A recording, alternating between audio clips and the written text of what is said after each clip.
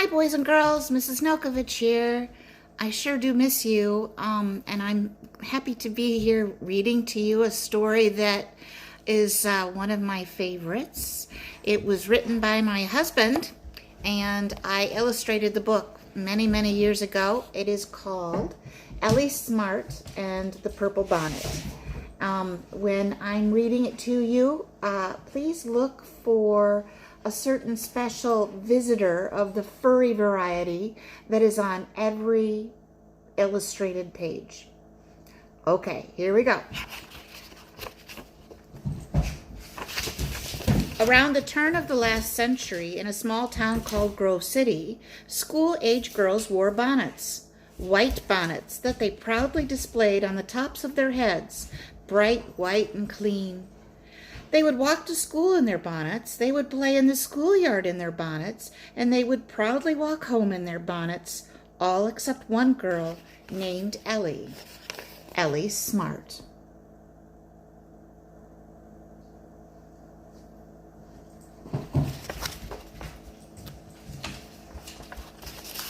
Ellie was a true original.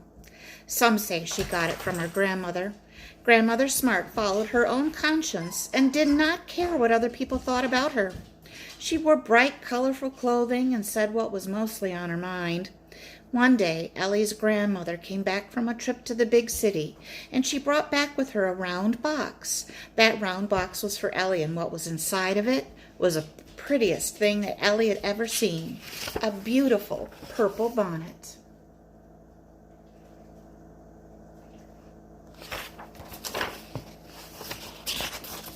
Her grandmother said, "Here you go, sweetheart. Now you can stand out from the crowd." Ellie thanked her grandmother over and over again. From that moment on, Ellie and her purple bonnet became inseparable.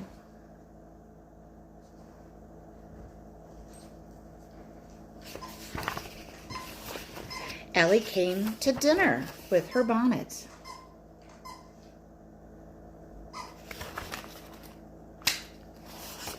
Ellie fetched water with her bonnet.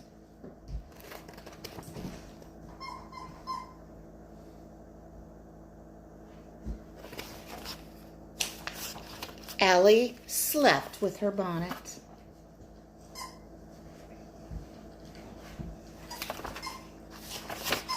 That Monday, Ellie was proud to put her bonnet on and walk to school. She expected all the other girls to make a big fuss about how beautiful Purple Bonnet was. When she got to school, Jane, who was the most popular girl in school, was standing in the schoolyard with her friends. Ellie walked by them with her head held up proud, but Jane and the other girls just stared at her with their mouths wide open.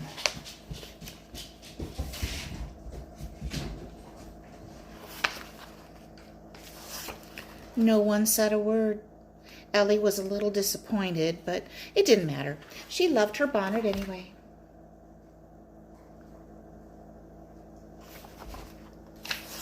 At recess, Ellie was playing on the swings, and she heard Jane loudly say, "Look at that ugly bonnet."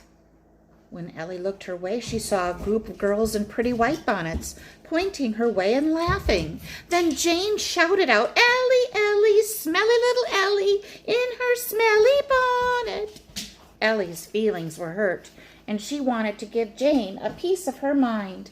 But before she could, I didn't say Eureka, I said Ellie.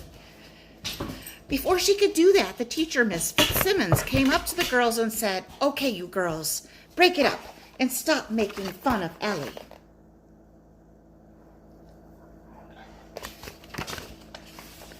Miss Fitzsimmons walked up to Ellie and said, "Are you okay?"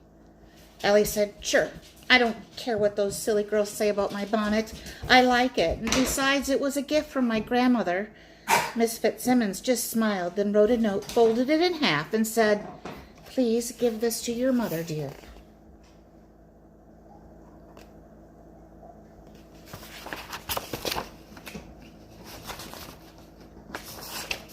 That night at dinner, Ellie remembered the note in her pocket, and she gave it to her mother.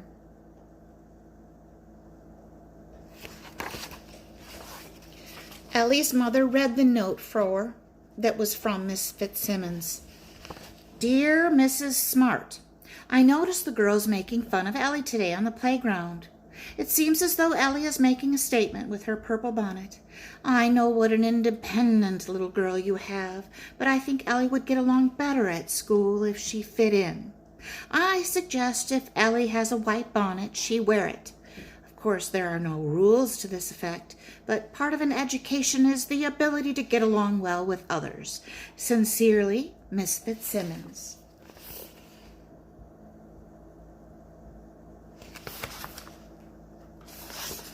Ellie's mother showed her husband the note and said, "Would you please talk to Ellie about this?" Ellie's dad looked at the note, then looked at his wife and said, "Nonsense.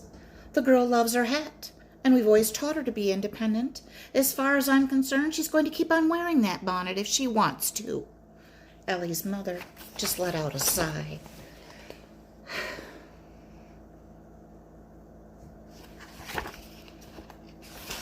The next day at school, Ellie once again proudly walked to school with her pretty purple bonnet on her head.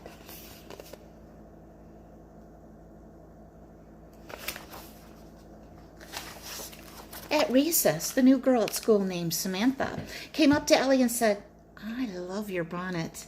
It's such a pretty color." "Really?" asked Ellie. "Yes, it's adorable," exclaimed Samantha. Ellie asked Samantha if she wanted to play on the swings, and she said yes. Ellie was pushing Samantha on the swing when she noticed a group of girls glaring at them. Ellie stopped pushing, and then she heard the girls say in unison, "Smelly Ellie and her smelly little friend." Ellie looked sad for a moment, and then she said to Samantha, "You don't have to play with me, you know. The girls will just make fun of you. They don't like me because I wear a purple bonnet." "I don't care what those silly girls do," exclaimed Samantha. "They're just a bunch of sheep. Besides, I love your bonnet."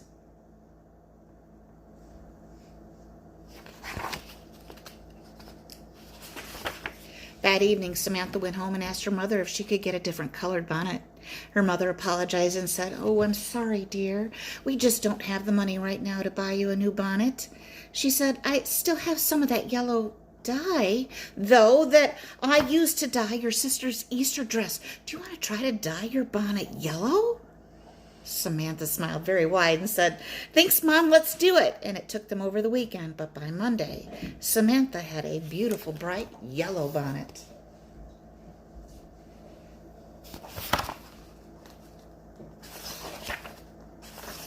When Ellie saw Samantha coming up the path to school, she rushed to her friend and said, "Samantha, I've never seen such a beautiful color. I love your bonnet."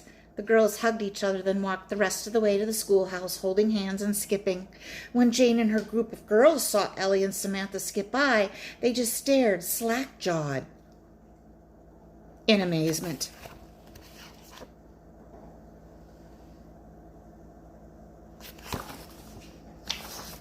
That day at recess, Jane stood there and stared at Ellie and Samantha, trying to think of something mean to say, but she couldn't. For once, Jane just stood there and stared, and the other girls looked uncomfortable. Jane started to think that maybe the colorful bonnets did not look that bad after all. She thought about how girls have worn white bonnets in this town since her mother was little, and even before that. Maybe it was a time for change.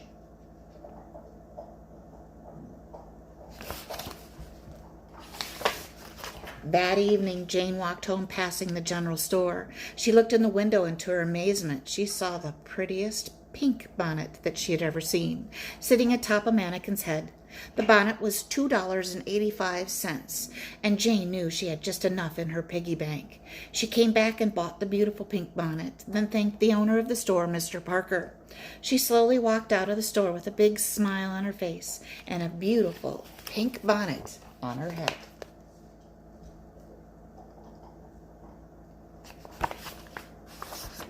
The next day at school, all the girls stood as still as stone figures as Jane walked up to the door of the schoolhouse. Not a word was said, but everyone noticed the bonnet and the huge smile on Jane's face. At recess, Jane walked up to Ellie and Samantha while they were playing and said, "I'm sorry for making fun of you all those times. I guess I was just jealous." Ellie and Samantha looked at Jane for a second and then said, "That's okay. Do you want to play with us? Jane said, sure, and Ellie and Samantha took turns telling Jane how beautiful they thought her bonnet was.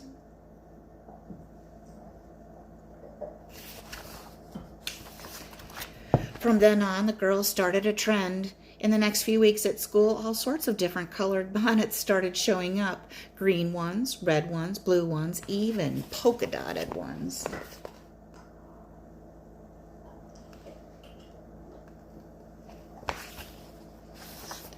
Mr. Parker at the general store could not even keep up with all the orders for all sorts of different colored bonnets.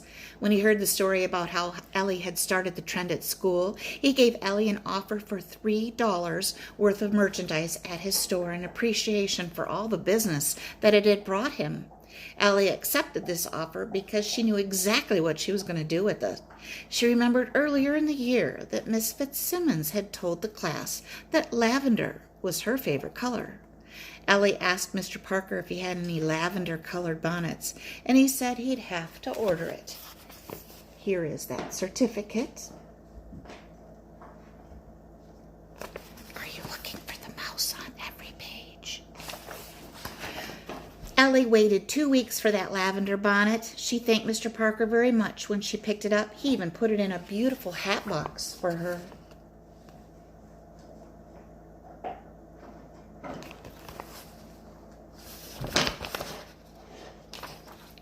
The next day, at school, Ellie was seen walking up the path with a round box in her hands and a wide smile on her face.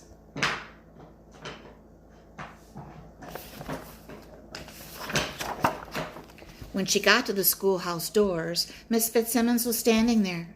Miss Fitzsimmons asked, "What have you got there, Ellie?" Ellie said, "It's for you." "Me?" exclaimed Miss Fitzsimmons. What on earth is it?" "Open it and see." Ellie handed Miss Fitzsimmons the box, and Miss Fitzsimmons slowly opened it. All at once, a look of pure joy came over Miss Fitzsimmons' face. "For me?" "Yes," said Ellie. "I remembered your favorite color is lavender." "This is the most wonderful thing a student has ever done for me," Miss Fitzsimmons said as a tear rolled down her cheek. "I'm sorry that I ever doubted you, dear. You have just taught me a valuable lesson, Ellie, and I'll never forget you for that."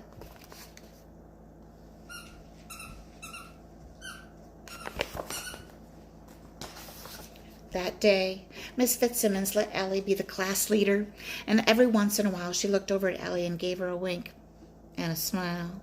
From that day forward, Miss Fitzsimmons wore her beautiful bonnet. It reminded her of her wonderful students and the valuable lesson that Ellie Smart and her purple bonnet taught the entire school.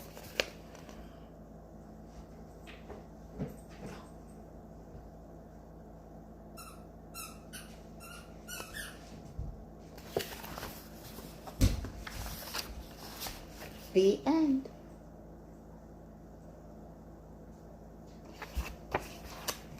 Thank you very much for letting me share this story with you today. Hope you found all of those little mousies on every page of the illustrations. And I enjoyed being with you here today.